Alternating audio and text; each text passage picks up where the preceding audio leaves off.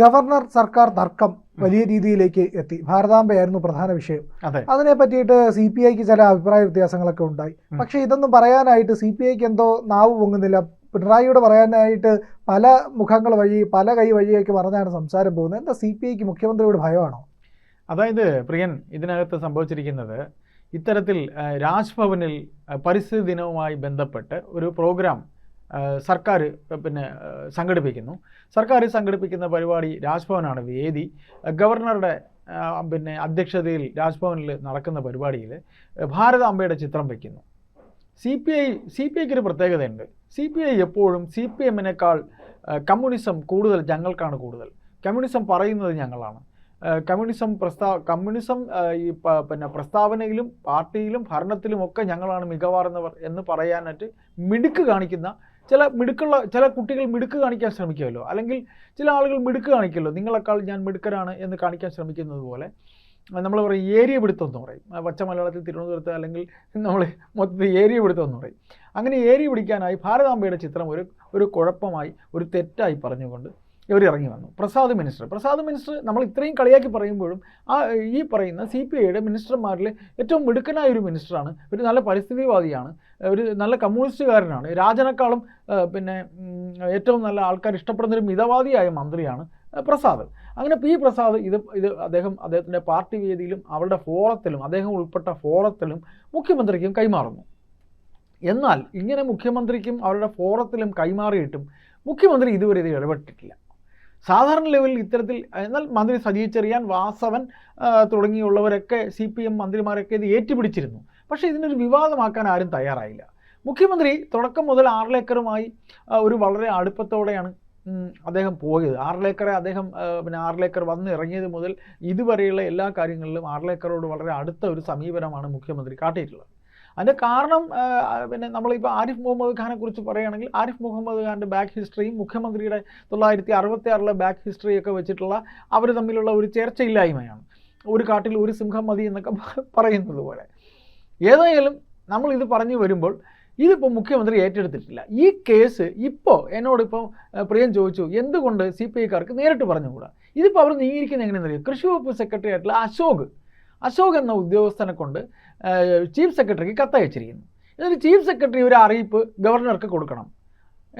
Chief secretary കൊടുക്കുമ്പോൾ അത് സർക്കാരിൻ്റെ അറിയിപ്പാവും. മനസ്സിലായില്ലേ? സർക്കാരിൻ്റെ അറിയിപ്പായിട്ട് ഗവർണർക്ക് കൊടുക്കണം.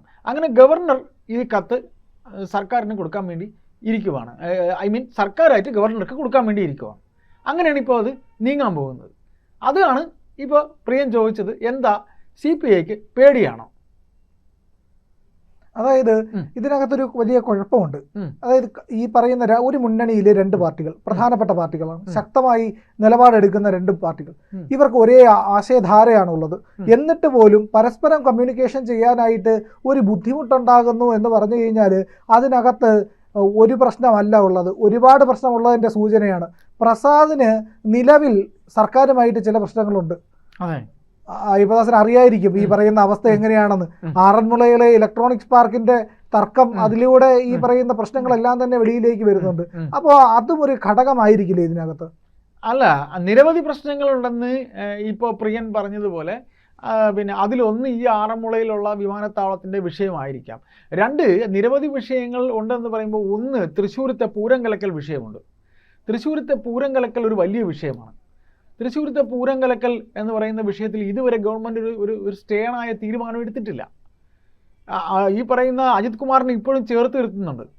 അതുകൊണ്ട് അവർക്ക് തന്നെ അവരുടെ മുന്നണിക്ക്, അവരുടെ പാർട്ടിക്കകത്ത് ബിനോയ് വിശ്വം പഞ്ചുള്ള ഒരു നേതാവല്ല എന്ന് അവർ പറയുന്നുണ്ട്. അവർ എത്രയോ സ്ഥലങ്ങളിൽ പറഞ്ഞിട്ടുണ്ട് ബിനോയ് വിശ്വം പഞ്ചുള്ളൊരു നേതാവല്ല. ഇപ്പോൾ AK സെൻറ്ററിൽ എത്രയോ പാർട്ടി LDF യോഗം കൂടിയിട്ടുണ്ട്. LDF യോഗം കൂടിയപ്പോൾ അവിടെയൊക്കെ ഇതൊന്ന് അവതരിപ്പിക്കാൻ മുട്ടിടിച്ചിട്ടുണ്ട്. ബിനോയ് വിശ്വത്തിൻ്റെ ജനതാദളിൻ്റെ പ്രതിനിധിയെ കൂടെ കൂട്ടിയാണ് ഇവരന്നത് പറഞ്ഞത്. അപ്പോൾ ഇവിടെ പിണറായി വിജയൻ എന്ന നേതാവിനെ, കാര്യം CPM എന്ന് പറയുന്ന LDFലെ വലിയേട്ടനെ എന്തിനിവർ ഭയപ്പെടണം? ഇവർക്ക് പറയാനുള്ള കാര്യങ്ങൾ ഇവർ പറയണ്ടേ? ഇപ്പോൾ ഈ കേസെന്ന് പറയുന്ന ഒരു വലിയ അവമതിപ്പാണ് ഉണ്ടാക്കിയിരിക്കുന്നത്. ഒരു RSSകാരനായ ഗവർണറെ കൊണ്ട് ഇവിടെ പ്രതിഷ്ഠിക്കുന്നു. കാര്യം BJP കേന്ദ്രത്തിൽ ഭരിക്കുമ്പോൾ BJP അത്തരത്തിൽ ഒരു RSSകാരനായ ഗോവക്കാരനായ ഒരു ആളിനെ കൊണ്ടുവന്ന് ആർലേക്കർ എന്ന കടുത്ത RSSകാരനെ കൊണ്ടുകൂടെ വെക്കുമ്പോൾ CPM ഭരിക്കുന്ന കേരളത്തിൽ ഭാരതമാതാവിൻ്റെ ചിത്രം വയ്ക്കുമ്പോൾ മുഖ്യമന്ത്രി ഇതുവരെ ഒന്നും മിണ്ടിയിട്ടില്ല. മുഖ്യമന്ത്രി പറയുന്നത് ഭരണം തീരട്ടെ, ഭരണം തീർന്നു കഴിയട്ടെ, ഭരണം തീരാൻ പോവുകയല്ലേ, തീരാൻ പോകുമ്പോൾ ഫയലുകളൊക്കെ ഒപ്പിടാനുള്ളതല്ലേ, മുഖ്യമന്ത്രിക്ക് എവിടെ നിന്ന് വന്നു ഇപ്പോൾ ഈ ഒരു ആഭിമുഖ്യം? വളരെ തരം സംശയങ്ങളാണ് മുഖ്യമന്ത്രി വിരോധികൾ ഇവിടെ ഉയർത്തുന്നത്. മുഖ്യമന്ത്രിയുടെ വിരോധികൾ പറയുന്നത് ഒരു വേള ഇനി ഒരിക്കൽ കൂടെ ഇവിടെ തനിക്ക് ഭരണം കിട്ടണമെന്ന് മുഖ്യമന്ത്രിയുടെ കുടുംബവും മരുമകനും പിന്നെ പൊളിറ്റിക്കൽ സെക്രട്ടറിയും ആഗ്രഹിക്കുന്നു. അതിനുവേണ്ടിയുള്ള വിട്ടുവീഴ്ചയാണ് ഈ പറയുന്നതെല്ലാം എന്നാണ് പറയുന്നത്.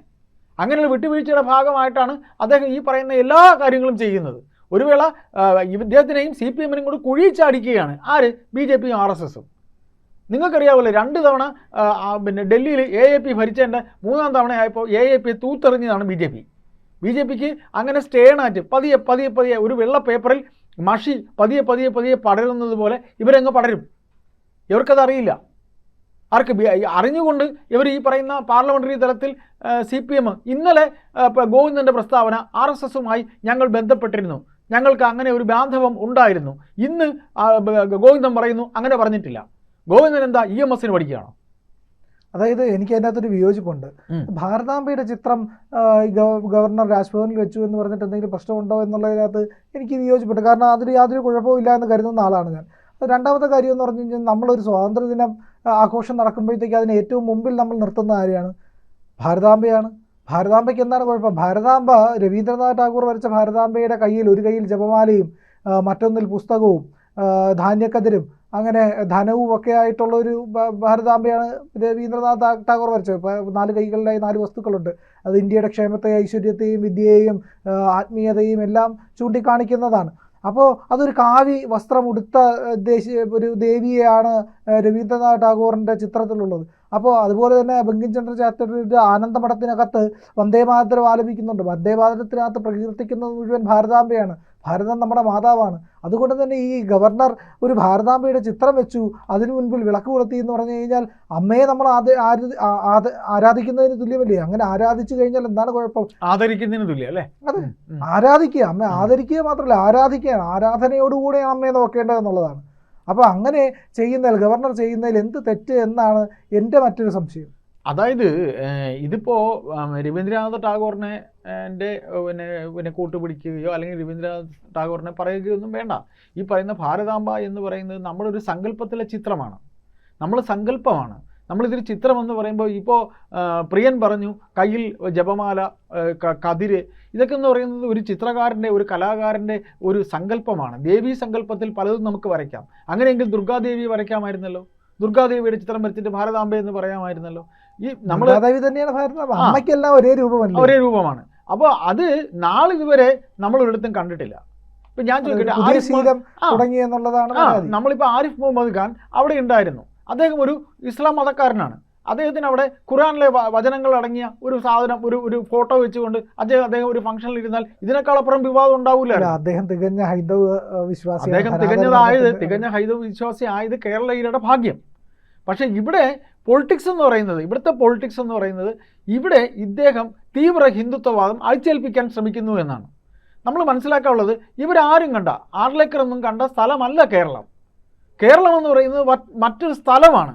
എൻറ്റയർലി ഡിഫറൻ്റ് ആണ്. കാര്യം പൊളിറ്റിക്സ് നമ്മുടെ മനസ്സിൽ ഒരിക്കലും യേശില്ല. പ്രിയൻ്റെ മനസ്സിലും യേശില്ല, അയ്യപ്പദാസിൻ്റെ മനസ്സിലും യേശില്ല, നമ്മുടെ അപ്പുറത്തിരിക്കുന്ന സുഹൃത്ത് അജിലിൻ്റെ മനസ്സിലും ഏക്കില്ല. കാരണം നമ്മൾക്ക് എല്ലാവർക്കും ഒറ്റ ഇത് മാത്രമേ ഉള്ളൂ, മനുഷ്യനാവണമെന്ന് മാത്രമേ ഉള്ളൂ. ഇപ്പം ഞാനൊന്ന് വഴിയിൽ മുറിവ് പറ്റി കിടന്നാൽ അയ്യോ അയ്യപ്പൻ ചേട്ടൻ വഴിയിൽ കിടക്കുന്നു മുറിവ് പറ്റി, അങ്ങനെ ഒന്ന് എടുത്ത് ആശുപത്രി കൊണ്ടുപോകണം, അങ്ങനെ നിങ്ങൾക്ക് തോന്നുള്ളൂ. തളർന്നു കിടന്നാൽ എന്നെ എടുത്ത് ആശുപത്രി കൊണ്ടുപോകും. കേരളീയരിൽ ഇങ്ങനെയുള്ള മതത്തിന്റെ ഒരു ധ്രുവീകരണവും ആര് വിചാരിച്ചാലും നടത്താൻ പറ്റും. പക്ഷേ സർക്കാർ ഇനിയിപ്പോൾ നേരിട്ട് ഇടപെടുവോ ഈ ഗവർണറോട് പറയണ്ട എന്നുള്ളത്? ഇതിലെ രാഷ്ട്രീയം പിണറായി വിജയൻ എന്ന മുഖ്യമന്ത്രി എന്ന CPM നേതാവ് ഇതിലൊന്നും ചെയ്യാൻ പോണില്ല. കാര്യം CPI ഘോരം സംസാരിക്കും. CPIക്ക് ഒരു വിലയും അദ്ദേഹം കൊടുക്കുന്നില്ല. CPI എന്ന ഘടകകക്ഷിയെ ഇങ്ങ് വാ എന്നിട്ട് ചെവി പറയും, അടുത്ത ഒരു ടേം കൂടെ ഭരിക്കണോ, അല്ലെങ്കിൽ നീയൊക്കെ അവിടെ സമരം ചെയ്യാനും അടികൊള്ളാനും തയ്യാറ് തന്നെ, എങ്കിൽ നീയൊക്കെ ബഹളം ഉണ്ടാക്കിക്കോ, ഫയലുകളൊക്കെ ഉൾപ്പെടെ ഉണ്ട്, സർവകലാശാലയുടെ കേസുകളൊക്കെ ഒരുപാട് തീരാനുണ്ട് എന്ന് രാജനെ വിളിച്ച് ചോദിക്കും. പ്രസാദിൻ്റെ അടുത്തല്ല, രാജൻ്റെ അടുത്ത്. മന്ത്രി രാജനുമായിട്ട് പിണറായി വിജയൻ ഭയങ്കര അടുപ്പമാണ്. അപ്പോൾ നമുക്ക് നോക്കാം. എന്തായാലും ഇത് ചെറിയൊരു സംഭവമല്ല. കാര്യം കമ്മ്യൂണിസം, നമ്മൾ തമാശയ്ക്ക് പറയും, കമ്മ്യൂണിസം CPIക്കാണോ കൂടുതൽ CPM കൂടുതൽ എന്നാണ് മാറ്റുരച്ചുകൊണ്ടിരിക്കുന്നത്. നമുക്ക് കാത്തിരിക്കാം.